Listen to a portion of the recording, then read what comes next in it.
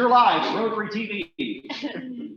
So he's a pilot, he has a heart for Christ, and he has done lots of mission work. He actually met his wife while doing mission work, and he's just going to tell us about his organization and how we may be able to prosper for him. So this will be the camera that people look at you at. Can I speak it over the song? Sure. That's fine. I might kiss you. You don't know. That's you know what? Thank you so much for allowing me to be here. It really means a lot. My wife and I have lived in the Winder area for almost 20 years now, and on the interesting piece of that is that we close on our home next week, and we're having to move on to a different area to expand our ministry. So I found it really interesting, the fact that this part of our life is ending, because I first came to Winder about 22 years ago. I worked for Walmart Loss Prevention and worked at the Walmart 520 store, which is a Board of Education.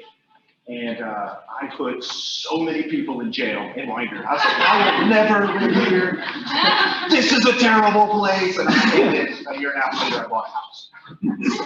And we love the area. Barrow County is one of those places, I think, when you ask someone about Barrow County, they think it's the middle of nowhere. But when you come here, you realize it is so diverse, and there's so many people that just love on each other here. And we just are set apart from all the other counties around us. You really notice that. And I say that from the perspective of someone who has traveled to 27 different countries. I love going into remote areas. I stay away from resorts. You come here and you feel like home. So without getting teary-eyed, I really do say that it's just been such a blessing to live in this county, and we'll still be here. Our ministry is based here. We just have to sell this home so we can continue to do ministry in 3 different countries. So again, thank you so much for having me. Thanks to Jerry Maynard, I think he's on, for inviting me to be here. He's the guy I always wanted to meet, and then finally got to, and then he surprised me at the end of our lunch date. He said, "Hey, you want to talk to Rotary?" And I was like, "Yeah, I did." And I was told then the last time that I spoke at Rotary was I was a public speaker for the Fair Tax Association organization, and I would travel around talking about taxation. And it was really fascinating because 1, no one cared. And 2, it was legislation that was probably never going to get passed and probably still never get passed. And 3, they always challenge you. There was always a CPA in the room who knew way more about taxes than I ever knew. And I would just get pounded with all kinds of like financial facts and figures, basically telling me I was a 22-year-old idiot. You shouldn't be talking about taxation. But enough about me. I have jokes too. No, I'm kidding. I have no jokes. I almost felt like Rodney Dangerfield right there. But I'll tell you about our organization. Christ Flight Ministries was something that honestly was never going to happen in my mind. I always wanted to fly. I was an avionics technician in the Marine Corps, and then I was a rescue swimmer in the Navy, and I always had a passion for aviation, and even tried to get my pilot's license at one point in time. And it never happened. Every single door was closed to me being a pilot. I had an issue with being obedient and submissive in my own life. I was the king of my own world, and I would do the things that I wanted to do on my own timetable. And then God got a hold of me, and he stopped me in my tracks right there. And he did that by sending me to Africa. I thought I was going to Africa to, help people, and those poor folks over there needed this, guy from Georgia to come, save the day. When I got over there, I was wrecked. I was like, wait a minute, this is not what I was told it was going to be. And I started this side career in mission work, thinking I was helping people. And I really wasn't. God was working on me. And what he was doing is he was taking me away. He was tearing down the world that I had created and rebuilding one that honored him. And that was far more important than anything I could ever do. As time went on, I traveled back and forth to Africa and eventually into South America. And when I came home, after about 5 or 6 years of that, I told my wife, Stacy, that I thought maybe we could do something in ministry. You know what, our business is doing good. Let's give some money. Let's help some missionaries out. And we'll do some things like that. And boy, that was funny, because the next thing you know, I was telling her I thought we should be missionaries. She's looking at me like I'm crazy. And she's looking at me crazy because we actually owned 2 different businesses at that time. We had Technology Integration Partners, which was, we do federal contracts nationwide and a lot of consulting work. And then we owned the Vatican facility that was on Highway 29. And we were running back and forth between an office in Dallas, Texas, the batting cages, back here to Merrill County, and I'm telling her that we should stop this amazing lifestyle of being rich and famous in our own minds, and we should be missionaries and make no money. And she's like, "You're crazy." And I was like, "No, I think this is the right thing to do." And she's like, "What kind of missionary you want to be?" It's like, "I don't know." And then one day in 2015, in Easter 2015, my dad said something to me that was really bizarre. He looked at me across the lunch table and he said,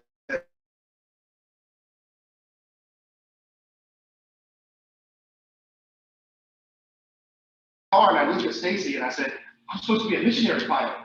She's like, "You're supposed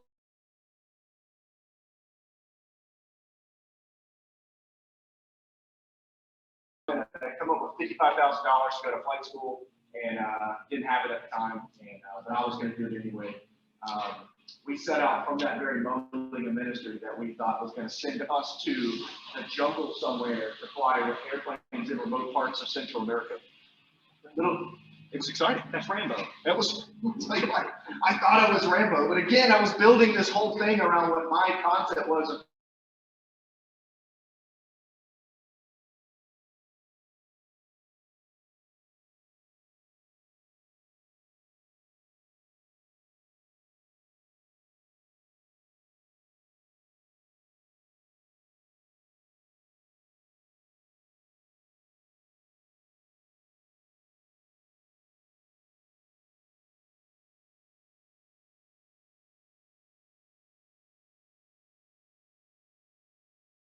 her parents were divorced. Her father was murdered in a drug deal in Savannah, Georgia. We saw that God had given us a heart for families because when we came together, we had a heart for our own families, and we knew that we had to do everything we could to stop systemic divorce and the problems that arise in our families. We had to rally around families.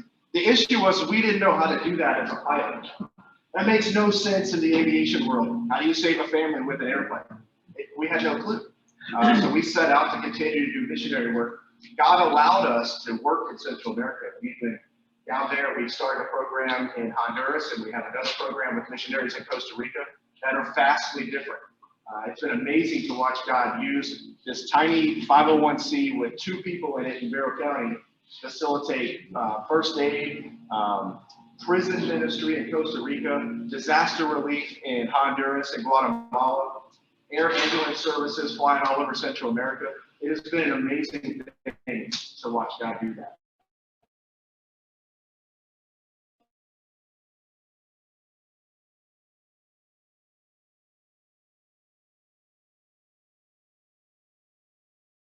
As Christ-like as a ministry, he was going to allow us to do kingdom building for him all throughout those countries down there. But through that whole process, we realized we were still missing the point of what God had called us to do. And that's really what I wanted to talk about today. I have lots of things to say about Central America, and I could talk about airplanes all day long, and I'll be glad to sit here all day long and talk about airplanes if you want, because I just love airplanes. The more important thing is really what God has really called us to do, that's to rally around families. And we notice that throughout our community, throughout our own families, there's this brokenness that goes back for generations. It's almost cultural now to be done with your relationship, your marriage, and toss it aside, or to work so much you never get to see your kids. And now we're starting to reap the rewards of that, the consequences of that behavior for decades now. And who's left in the dust are the kids. Parents being divorced and thinking to myself, what did I do wrong? Like, how did I cause this? And then I saw my own kids go through it. And then I also saw the benefits of providing a strong household where we put Christ first in our home, but we rallied around our kids and didn't idolize our children. And we realized that God was calling us to do something locally in our own community, that we couldn't just pick up roots here and go to Central America and forget about where we came from. Even though at times it feels like we're doing that by selling our house and things like that. And that's really the enemy just playing into those fears. So we set aside some time and we started writing a business plan 2 years ago without any knowledge of COVID and all the craziness that's going to happen. What it would look like for an aviation ministry to take place in Barrow County and the surrounding counties that could impact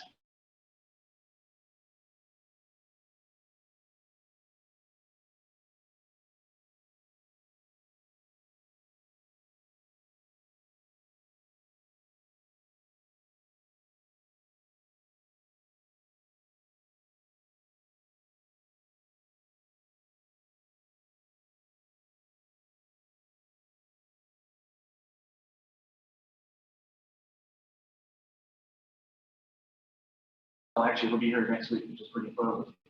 And I called Dwight. I had met him through another ministry, and he had this exact ministry. Down in Florida, they allow kids to get free flight training, and they mentor them not to be pilots, but to be good citizens in their community. They give them self-worth. And I called him up. I was like, hey, we really want to do this. What does that look like? And he says, why don't you come to Florida and work with us, and then we'll show you. We'll be an open book to you guys. So we went down there and we saw that there was literally hundreds of teenagers in this program who gravitated all 7 days of the week doing community service work to earn time to be in airplanes. And the crazy thing is that most of them didn't even want to fly. They just wanted to be around the mentors who had spoken into their lives. And at the same time, this ministry, Wings of Grace is what they're called, had built a housing ministry where they would place families in homes at marketplace rents or below, and allow them to be ministered and financially mentored on how to be stronger as a family and to have a stable place to live. And it was thriving. It was amazing to see. So with the help of Wings of Grace, we brought that back here. So this program that we have here, the Christ-like Wings of Grace program, we reach out to 13 to 15-year-olds in our community, in the surrounding counties, and we ask them if they have any interest in aviation and would they like to get their pilot's license. And we can do it for free. So that's the hook, right? And it's true. We will give them their pilot's license for free if they will devote every Tuesday night to us and come in. We'll give them ground training. We'll also give them a life lesson, and then they are surrounded by a team of mentors. And we have 14 mentors that have signed up from local businesses, from churches, individuals in the aviation community and real estate who come there on Tuesday. They're starting next week. Will come Tuesday nights and speak into the lives of these teenagers.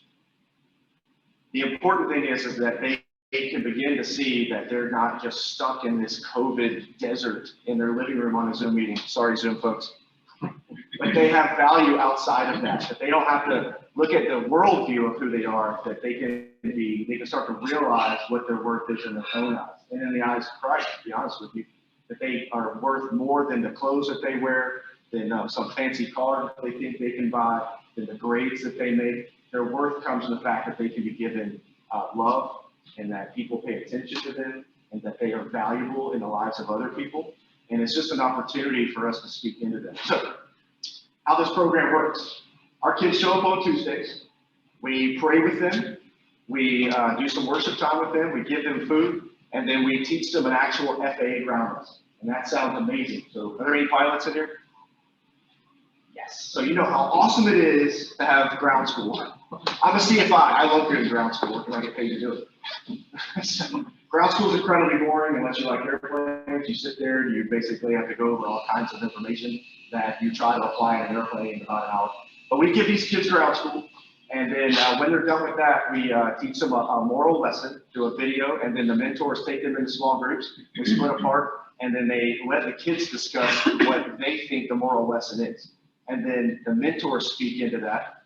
And then when it's over, the mentors will follow up with them to see how they could apply that in their lives throughout the rest of the week. Once a month, the teenagers will meet on a Saturday and they will learn a trade.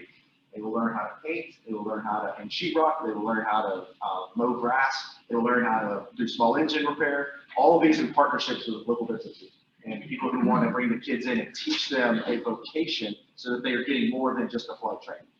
The whole program takes about 3 to 4 years for them to get through.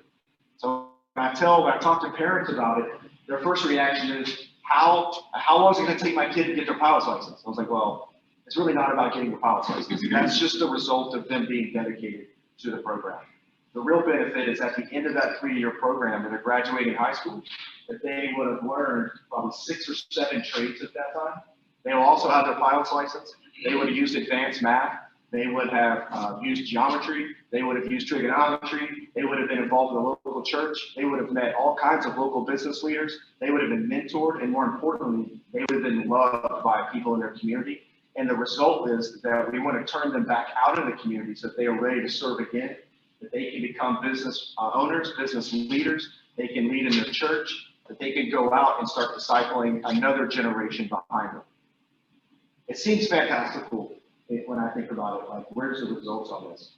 Wings of Grace in Florida has been doing it for 10 years. The first group graduated with one young lady going into the Air Force with a pilot's license.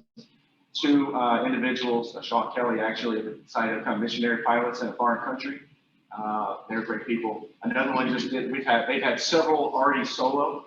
They've had 6 or 7 pass that, get their pilot's license and go to school, go off to college with their pilot's license, knowing that they already have something in their resume in their back pocket, say, I'm just graduating high school and moved on. But more importantly, they've had the entire community of Melbourne, Florida surround them and encourage them into the next phase of their life, that they're equipped to move on as citizens, not just a kid who graduated high school and moves on. Our program is open to everybody. And I think that's the more important thing. One of the struggles that they were seeing in Florida is that it was mainly upper middle class white kids that would show up for that program. And in talking with Dwight, he felt like that was one of their failures. And one of the things that he wanted to see our program not repeat. I was like, well, it's really the demographic in that area. I said, but I think it's really important for us that we don't place a title or try to place a label on the types of kids we're looking for. We're not going after a certain place to pull kids out of. It's open to anybody that wants to show up at the door. We don't care what color you are, how much money you have, what church you go to, what school you go to, what kind of clothes you wear, what kind of car your parents drive. We don't care. We just want to spend time with you as a teenager. And we want to speak life into your life and let you know that you're important. So that's Christ Flight Ministries locally. And again, thank you for your time and thank you for hearing me out. I love talking about it. It gets me excited. Next Tuesday night is our very, very first meeting at River Hills Church. Anybody's welcome to come. We're going to do an orientation night where we just bring these kids in and love on them and get them prepared. They get uniform shirts and they get their private pilot package and they get their wings pins on their pilot shirt and all that. And we're just going to really introduce all the mentors. So we're really excited about this opportunity to be in Barrow County and have a program like this. It's unlike any other that we've ever seen other than the one in Florida. And so thanks again, and I'm excited about it, and I hope you guys will pray with us, pray for us as we get started, and wish us luck and whatever's important to you. Thanks again. Got a question. Yep. So you said it's open for anyone. Anyway. What if you're a troubled adult who needs mentoring but would love to get their pilot's license? I know, I tried the same thing. I had $125,000 in my flight training. I was like, what is this program when I was a teenager? Hey, so are you guys, so it's at River Hills and the kids are from Barrow County and surrounding areas as well? Correct. Awesome. How did you guys go about recruiting kids for this, or is this the first intro meeting? We'll see how it goes. We went around, we recruited through homeschool, church, we recruited through other local ministries. We did social media ads, really looking for kids to come in, and we had a ton of people show up and want to do this. Unfortunately, we only had a limited budget. So what they get, when they serve for every 6 hours that a teenager serves with us through our community service projects, they earn 1 hour of flight training. So they can't fast track. It really does take 3 years for them to get all the way. The pilots know a minimum of 40 hours, right? Usually about 60 hours. So we have the budget 60 hours per kid and then fund that. So we try to limit the amount in the first 2 years. So what did you say, what are some of those service opportunities? Very first one is we're painting the new Christ Flight office at Lawrenceville, Briscoe. Okay. Self-serving. But you got to take care of your home first. And so one of the things that we have to do is we have to start schooling up our community service opportunities. So if you guys have any that you think a group of kids, obviously you guys are the right organization for that you think are like 15 teenagers could show up and learn how to do a trade and you want to work alongside them, we would show up as a group and serve right alongside you. We have an app that they use, they clock in and clock out, and it tracks all of their time and it puts it in an account for them that they can start scheduling flight time and instructors with. And that's how it works. So Could they learn to build a ramp? Asking for friends. do we need to build a ramp? We will build a ramp. There's a club, Rotary Club Madison County. They've built like close to 800 ramps now. It's their thing. And so occasionally we'll get ramp requests because they're so well known for it. And we're like, Madison County, can y'all come down, please? Help us. Because that's not our motion as much. So love to do it. Yeah. Anything carpentry, anything like that. So. Hey, any other questions before I talk his ears off? So you shared with me a little bit before you started about the transition already. Could you speak to that briefly? Yes, it's so scary. Sorry, they're cleaning the building. Like, sounds like my house right now. Has anybody ever moved from a house that you've been in for 20 years? I have things I didn't even know I had. Like, wow, that was me. What did I wear like 12 years ago? What was I? Your Chico's? I had that plaid from the 90s. It's pretty. Yes, we are transitioning. So One of the other things I didn't speak about, and I think I mentioned to you, is our ministry. We have Costa Rica, we have the Honduran ministry, we have the local team ministry, and then one of the other aspects is the housing ministry. So we decided that after sitting, we have 4 kids. One is in the Navy, she flies in the Navy. Our son Ryan is at Coastal College in Brunswick, Georgia. He's in school down there. And then one's about to fly nest, Casey is, and the other one is 9, and she's our little missionary kid. We needed to downsize. And we didn't need a 3,000 square foot home anymore. We had raised our family there. We had set out and met the goal that we wanted when we set for ourselves with Off Place. So we decided to take the proceeds of that and kick off our housing ministry. And through that, we're going to be working with local churches to place families who have turned their lives around, but just need a little help understanding how to be financially disciplined, to be homeowners, to have a stable place to live. And then so we're using those proceeds to downsize ourselves into a smaller house and then buy some additional real estate and ongoing real estate to start housing families. And it's scary because it's much easier to keep all that money in my account. Tax-free somehow. Any other questions? Let's give a big round of applause. Hey,